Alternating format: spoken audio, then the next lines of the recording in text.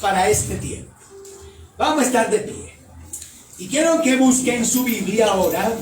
En su Biblia la abre y busca Job, capítulo 1, versículo 1. Job, capítulo 1, versículo 1. Vamos al estudio bíblico de esta noche. Job, capítulo 1, versículo 1. Me embolaté aquí hoy. Ya. Job 1:1. Dice la palabra de Dios allí: hubo en tierra de Uz un varón llamado Job, y este era hombre perfecto y recto, temeroso de Dios y apartado del mal. Amén. Padre, la noche de hoy nuevamente nos exponemos a tu palabra. Nuevamente venimos aquí a este lugar para lograr entender, para lograr comprender, para recibir. Señor, estamos convencidos que lo que se encuentra en este libro es sabiduría pura, es sabiduría que vivifica, es sabiduría que nos libra, es sabiduría que nos bendice, Padre. Háblanos hoy, danos claridad, que las cosas tomen sentido para nosotros al leer y entender tu palabra. En Cristo Jesús. Amén y amén. Amén. Tomen así.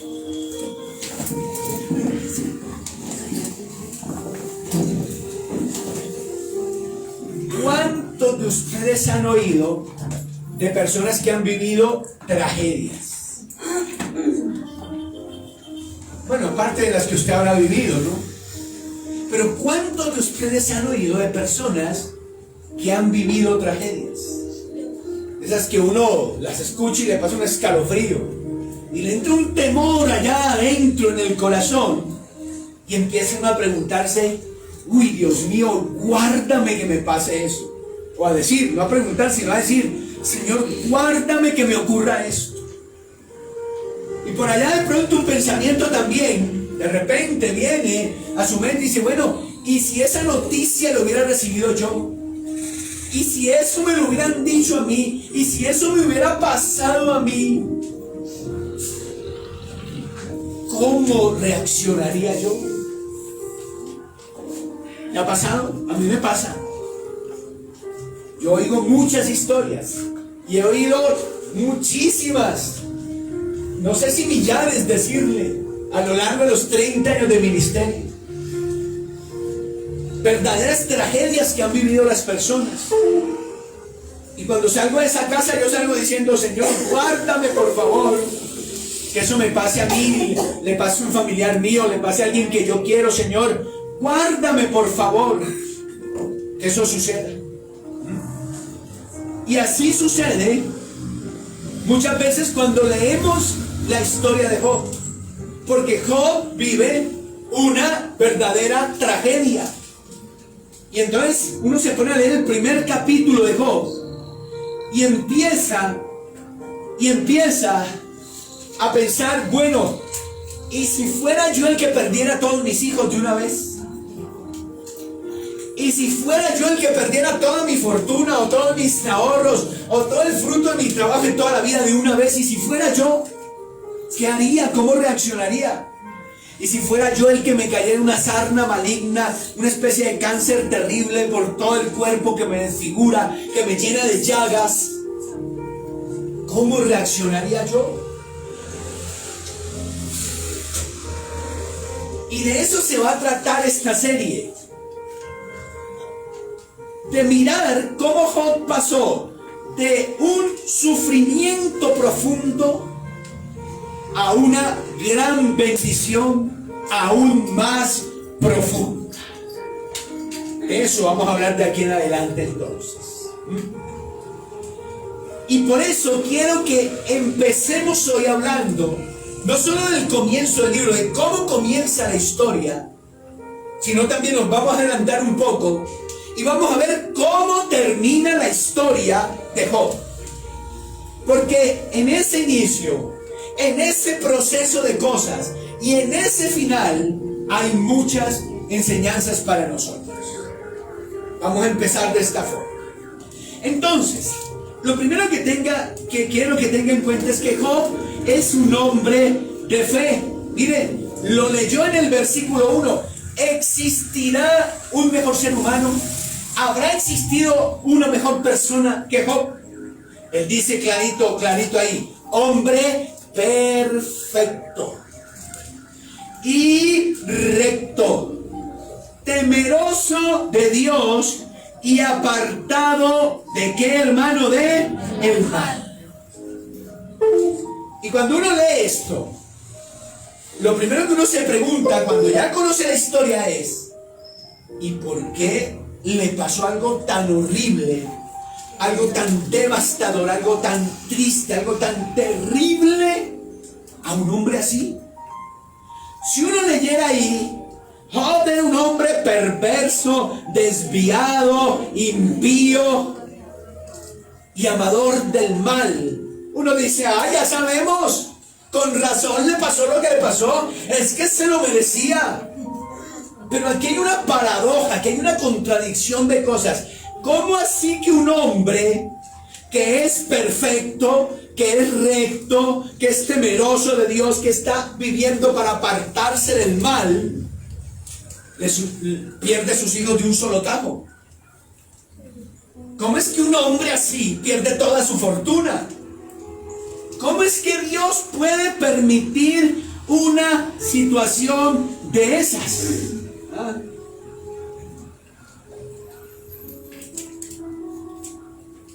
Bueno, lo permite porque Dios tiene sus razones. Y quiero que usted se meta esto en la cabeza, allá en su alma, se lo clave en el corazón, para cuando le toque vivir momentos difíciles en su vida, o si los está viviendo, métase eso en el alma. Dios tiene buenas razones siempre. Cuando los que le amamos sufrimos, Él tiene siempre muy buenas razones. ¿Y cuáles razones? ¿Cómo es? ¿No sabe, pastor? No sé. Solo sé que son buenas razones. ¿Qué está viviendo hoy? ¿Qué le está pasando hoy día? ¿Cómo está sufriendo hoy día? O tal vez cómo sufrirá en el futuro. Quiero que sepa, quiero que piense y que trate de recordar en esos momentos. Ojalá lo recuerde. Estoy aquí, pero Dios tiene buenas razones para hacerme pasar por esta situación.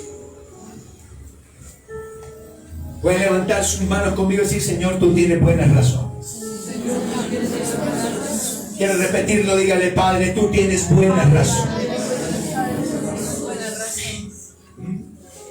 Entonces, nos preguntamos ¿por qué? ¿Por qué sucede esto?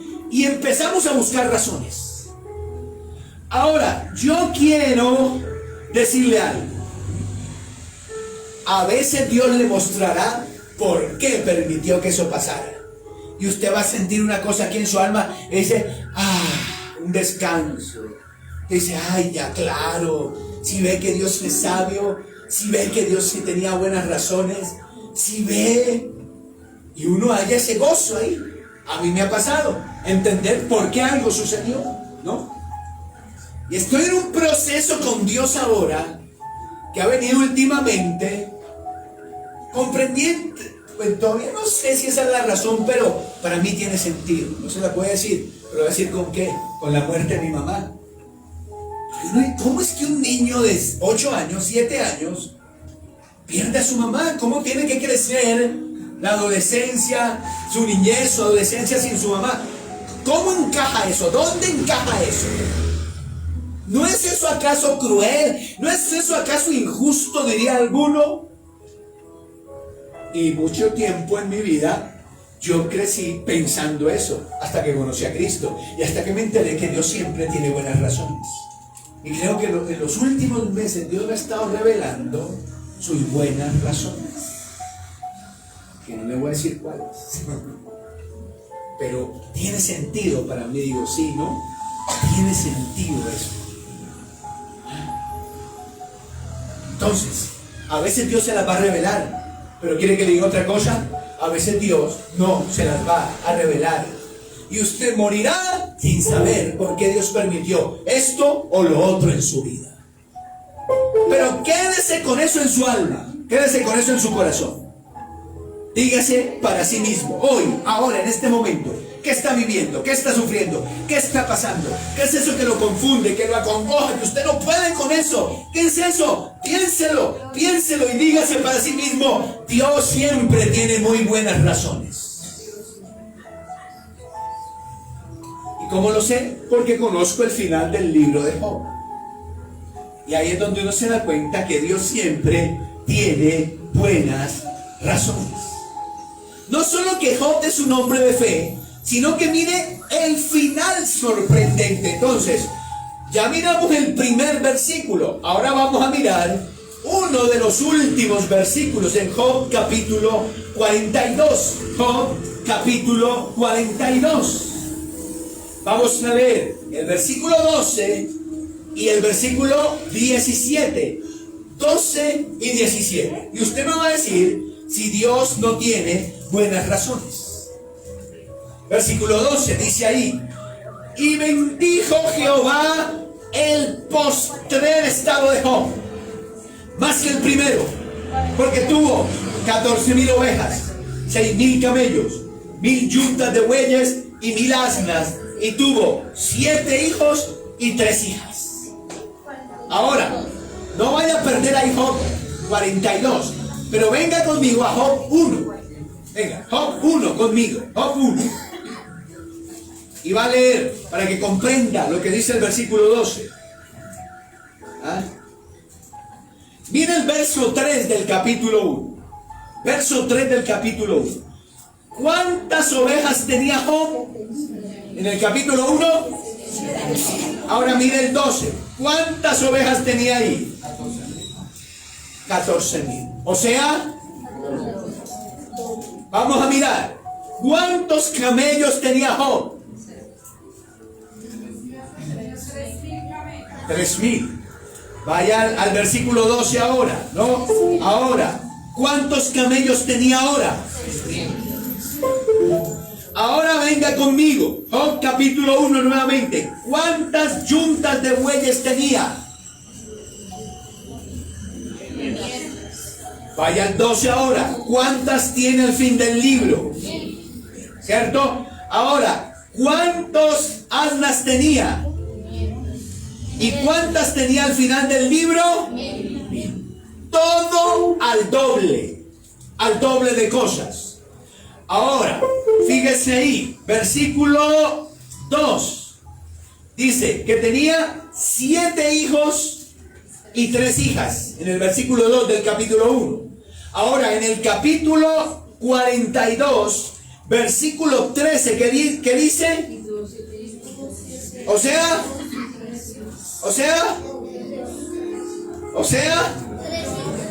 lo mismo.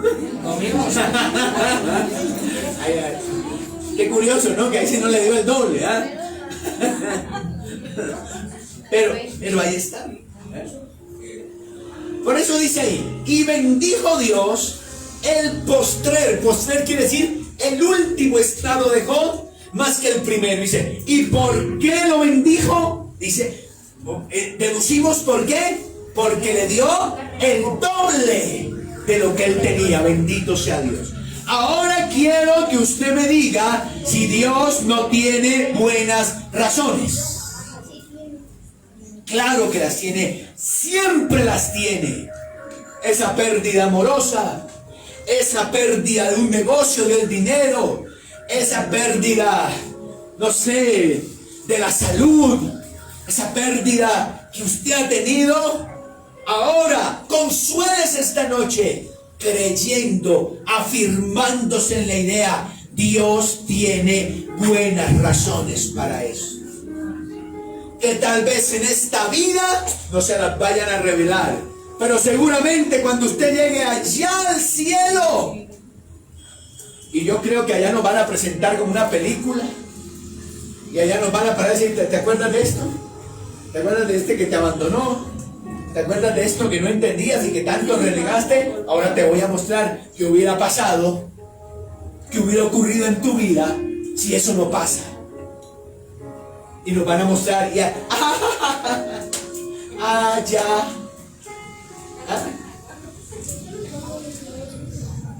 Pero comprenda lo siguiente también, hermano querido. Quiero que lo entienda. Quiero que lo entienda. Para que ese final fuera así, hubo un proceso que va desde el momento que él cae en la desgracia hasta este final del libro. Quiero decirle, Job tuvo que responder de cierta manera específica para que ese final fuera así. Si él no responde de cierta manera específica, tal vez ni siquiera tendríamos el libro de Job con nosotros. Y el final tampoco hubiera sido así. Hubiera sido otro, más trágico, más terrible. Pero la bendición es que Job supo responder adecuadamente. Job supo responder bien a las cosas. Quiero que lea el verso 17. ¿Cómo murió Job? ¿Murió qué? Enfermo de llagas y... No, ¿cómo murió? Viejo, pero más que viejo, ¿cómo? Quiere decir con salud. Bendecido. Ahora, hay una cierta manera como Dios quiere que usted responda cuando Él lo prueba. Hay una cierta forma, un cierto estilo de vida que Dios quiere que usted tenga cuando Él lo prueba. Por ello llama prueba, o sea, examen. Que si usted no responde así, lo vuelven a hacer pasar el examen. Y si no responde así, otra vez pasa el examen de nuevo. En mi época, yo lo sé, como hoy le llaman recuperación, que nadie pierde el año. En mi época, aunque usted no lo crea, sí se perdía el año. Eso será imposible creer a nuestros muchachos, a la gente más joven. Pero en mi época se perdía el año. Entonces no le dan un chance.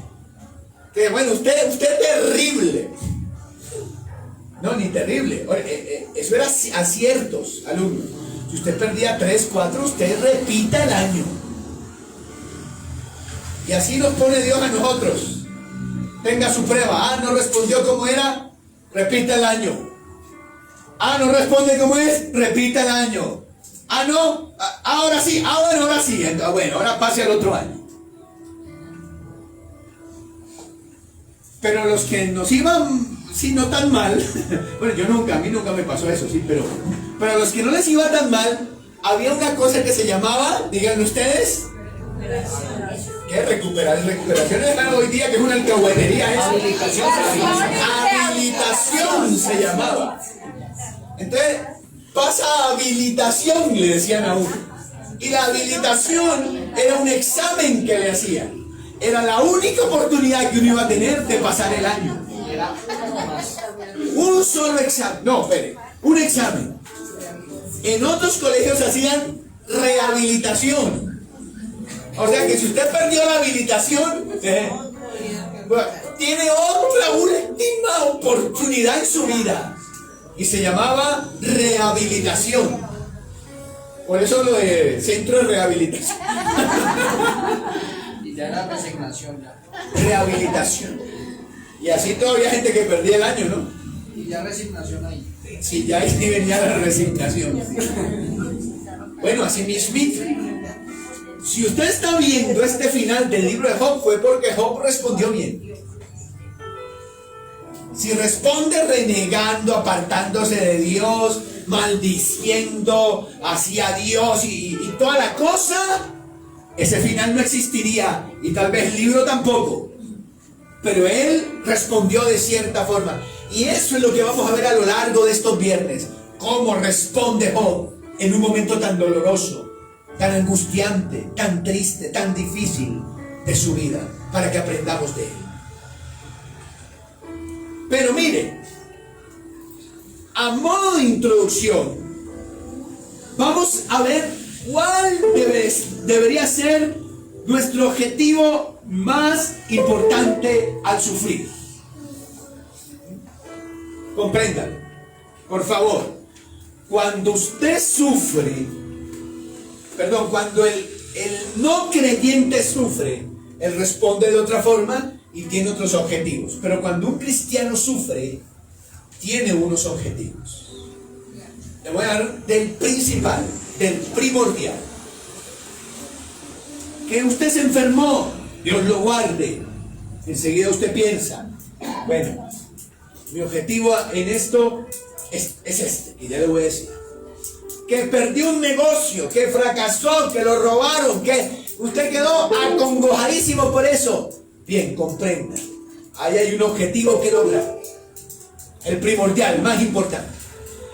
Que la abandonaron, que lo abandonaron, que esa relación no se dio. Bien, comprenda. Ahí hay un objetivo.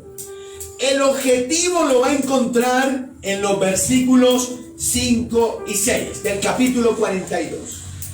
Cuando él dice: de oídas te había oído, mas ahora mis ojos te ven.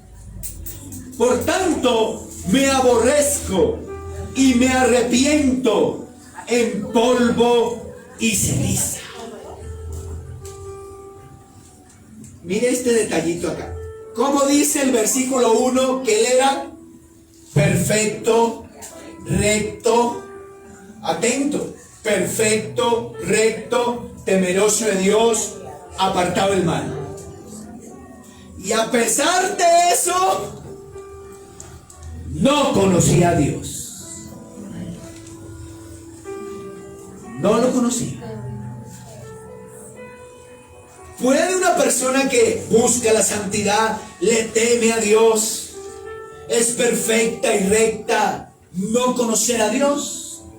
Pues era el caso de Job. Perfecto, recto, apartado del mal, santo, todo lo que quiera, pero no conocía a Dios. ¿Se fija? Porque él lo está diciendo ahí, él lo está declarando. De oída, yo había oído de ti. Yo había oído. Pero ahora, después de esta lepra, después de perder todos mis hijos, después de perder toda mi fortuna, ahora te veo. Ahora sí te conocí. ¿Comprende por dónde va el asunto? Ahora sí te conocí. Las pruebas, el sufrimiento nos sirve para conocer a Dios. Hay dos cosas que usted lo maduran muchísimo en el camino de Cristo. La primera es servirle en un ministerio. Eso lo madura uno mucho. Y lo segundo es sufrir, llorar, no entender, lamentarse. Eso sí que lo madura uno. A ver, los que han pasado por eso dicen amén o no. Amén, amén. Uno dice: ay, yo había oído de ti, pero ahora, Señor, mis ojos te están viendo. Estos ojos llenos de lágrimas, estos ojos rojos de llorar, estos ojos que me he secado una y otra vez, ahora te ven. Así que no desaproveche las pruebas. Está sufriendo, aproveche esta prueba para conocer más a Dios, para tener una comunión más profunda, más íntima con Él. Aprovechela para eso. Porque si Dios lo metió ahí, uno de sus propósitos, uno de sus porqués, una de sus muy buenas razones, es que usted le conozca más y afirme más una comunión profunda con Él. ¿Está entendiendo? ¿Y por qué? Ahora, ¿Cuál es la evidencia de que uno conoce a Dios? Siga leyendo, ahí lo dice. Él dice, de oídas te había oído, mas ahora mis ojos te ven, dice él. O sea, yo no había oído de ti, ahora te estoy viendo, ahora te conozco. Y luego dice, por tanto, me aborrezco y me arrepiento en polvo y ceniza. No lo dude. Cuando una persona ha conocido a Dios, sus impulsos son de arrepentimiento, de humillación ante Dios. No lo dude. Una persona que se humilla ante Dios, una persona que viene ese constante arrepentimiento, es una persona que ha conocido a Dios. Y a Job, su sufrimiento le sirvió, número uno, para conocer más a Dios. Y en consecuencia de ello, le sirvió también para vivir una vida más humillada en su presencia. ¿Está comprendiendo las cosas, hermano? Así que cuando sufra, recuerde eso. Esta es una enseñanza muy general de Job, muy a grandes rasgos de Job, con la que nos podemos quedar en el corazón. El sufrimiento aprovechémoslo para conocer a Dios y afirmar más una vida de comunión con Él. No usemos el sufrimiento para apartarnos de Dios, para renegar, para desesperarnos.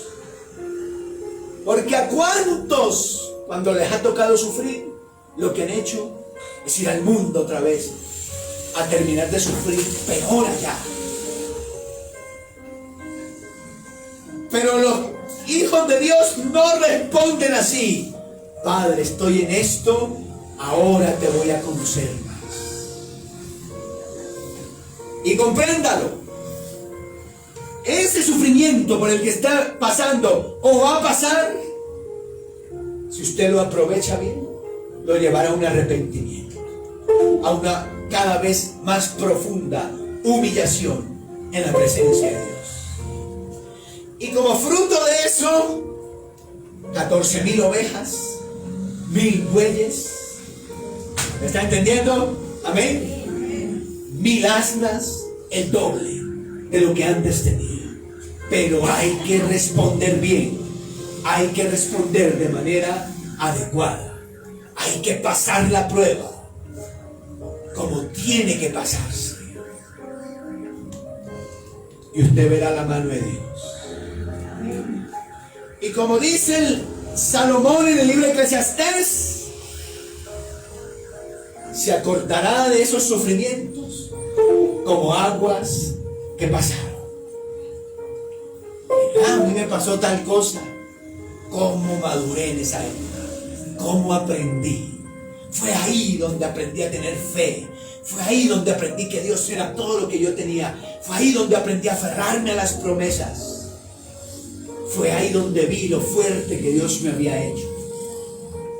Así se acordará usted de esas cosas.